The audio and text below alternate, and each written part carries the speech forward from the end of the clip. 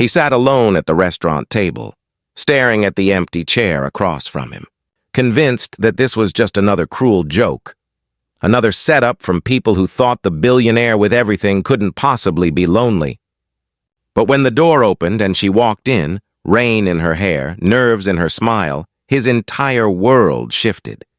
What started as a blind date he never wanted would become the moment that changed his life forever. You're watching Hopeful Stories, where love, fate, and hope find their way into even the most guarded hearts. If you believe love can happen when you least expect it, hit that like button and subscribe to Hopeful Stories right now, because this story will make you believe in second chances again. The rain outside the window blurred the city lights into smudges of gold and gray. Inside the elegant rooftop restaurant, Alexander Reed checked his watch for the 5th time. 7:58 p.m. He had been here for 15 minutes already, but he wasn't expecting anyone to show up. His assistant, Mark, had forced him into this. "One final blind date," Mark had said that morning, leaning against the doorframe of his office. "You've canceled every other one. What's the worst that could happen?" "The worst?" Alex had replied dryly. "I waste another hour pretending to be interested while someone pretends not to Google my net worth." Alexander Reed. The name alone carried weight in the business world. Billionaire CEO, the youngest man to turn a small tech startup into a global empire. Handsome, intelligent, powerful, and utterly, painfully alone. People saw the money, the cars, the penthouse.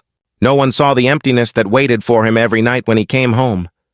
He told himself he didn't need love, that he didn't have time for it. But deep down, beneath the layers of control and success, he remembered what it was like to have someone look at him like he wasn't a headline or a paycheck. That memory was the only thing that made him agree to one final blind date. Now, sitting in the soft glow of candlelight, he felt foolish. Another no-show, he thought bitterly.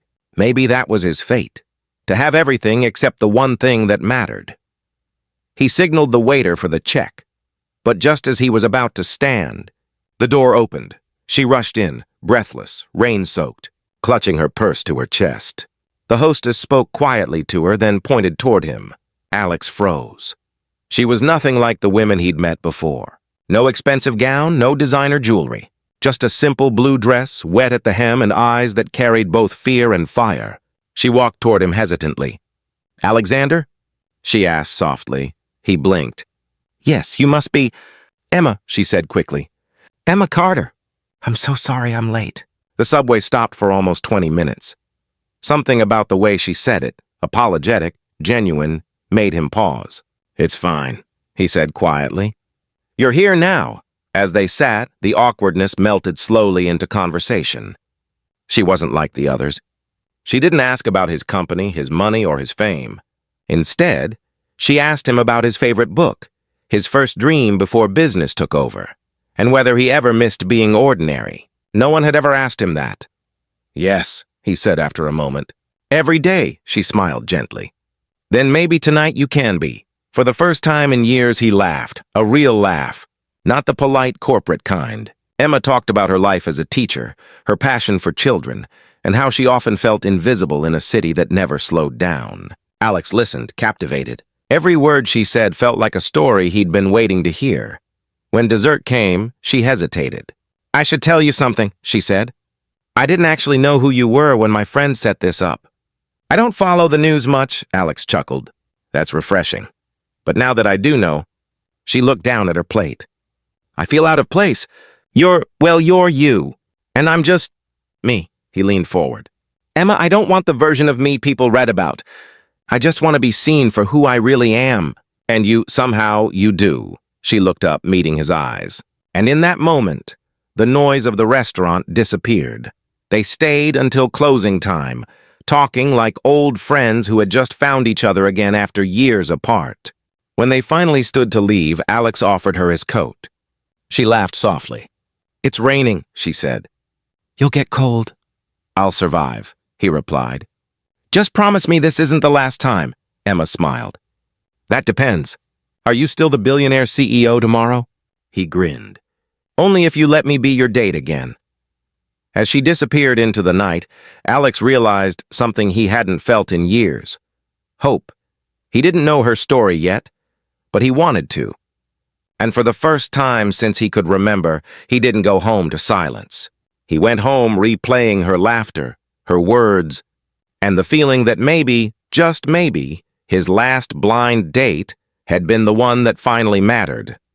If this story has already touched your heart, don't forget to like and subscribe to Hopeful Stories, because Chapter 2 will reveal the truth behind Emma's past, the secret that almost tore them apart, and the love that refused to let go. 2 weeks later, Alex sat at the same restaurant table, his hands clasped nervously. He hadn't felt this kind of anticipation in years.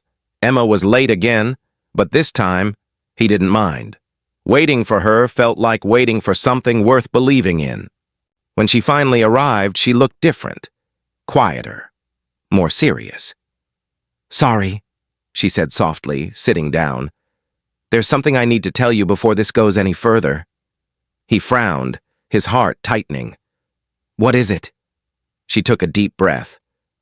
"When we met, I told you I was a teacher. That part's true. But what I didn't tell you is why I stopped working last year. My school closed down, and I've been working part-time jobs ever since. I didn't want you to see me as someone looking for something." Alex shook his head. "Emma," she continued quickly, tears glistening in her eyes. "My father was sick. I spent everything I had on his treatment. He passed away 2 months ago, and I've been trying to start over. I almost canceled that blind date because I didn't want to look weak." Silence filled the air. Alex's throat tightened. "You think that makes you weak?" he asked quietly. "Emma, that makes you stronger than anyone I know." She looked at him, surprised. "You're not upset?" He smiled softly. "The only thing that upsets me is thinking you had to face all that alone." Her lips trembled, and he reached across the table, taking her hand. "You showed up that night thinking you weren't enough. But you're the first person who's ever made me feel like I'm enough." Tears slipped down her cheeks. "You don't even know me fully." He stood, moved around the table, and knelt beside her. "Then give me the rest of your story, one chapter at a time." From that night on, they were inseparable. Alex showed her the world she'd never seen, but Emma showed him something money could never buy: warmth, laughter, and meaning. She taught him how to slow down, how to breathe, how to be human again. And as the months passed, he realized something. Emma didn't need saving. He did. One evening, exactly a year after their first date, Alex took her back to that same restaurant. The rain was falling again, just like that night. When she arrived, he stood up, smiling nervously. "You were right," he said softly. "About what?" she asked. That one final blind date could change everything. He pulled out a small velvet box and opened it.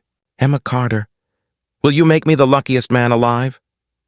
Her hand flew to her mouth, tears spilling instantly. "You're serious?" He laughed softly. "I've never been more serious about anything in my life." She nodded, whispering through tears. "Yes." The restaurant erupted in quiet applause as he slipped the ring onto her finger. Later, as they stood under the rain, she whispered, "You know, when I walked into that restaurant, I thought it was just another mistake." He smiled, pressing his forehead to hers. "So did I. But I guess fate had better plans." And there, beneath the rain and the city lights, the lonely billionaire who had everything finally found the one thing he had been missing all along: a reason to believe in love again. If this story made you smile, cry, or believe in love again, don't forget to like this video and subscribe to Hopeful Stories, where every story reminds us that even when we've given up, hope never does.